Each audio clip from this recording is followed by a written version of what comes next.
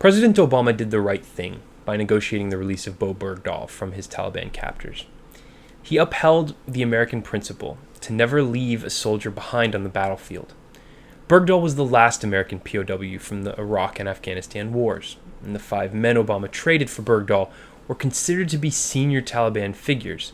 But that shouldn't really worry Americans anymore, because our ability to monitor and deal with them if they stray back onto a violent path is so much greater than before they were detained and held without trial more than 10 years ago. America's intelligence and military surveillance capabilities and our security partnerships with the governments of Qatar and Afghanistan mean that these guys are going to constantly be looking over their shoulder. I like that Obama used prisoners in Guantanamo to make the trade. It's a smart move. It leaves 5 less detainees for the Obama administration to have to find a place for in order to close down the facility.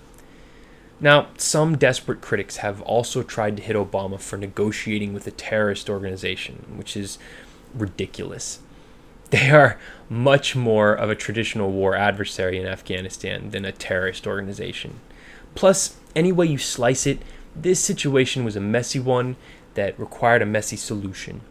If Obama would have left Bergdahl to rot in the hands of the Taliban, he would have continued to be criticized for not bringing him home. And if he would have sent special forces in to rescue him, regardless of whether or not the operation even succeeded, he would have been criticized for putting more troops in harm's way to rescue a deserter.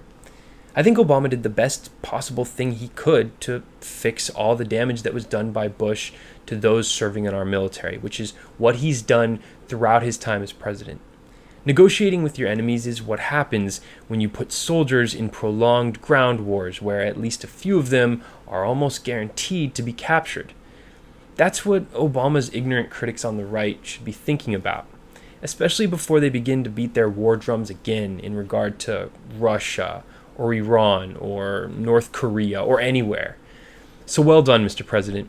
I'm sure you aren't, but don't worry about the haters, especially any Republicans, whose foreign policy accomplishments will go down as some of the worst blunders in American history, especially when directly contrasted with your administration's consistent and steady hand.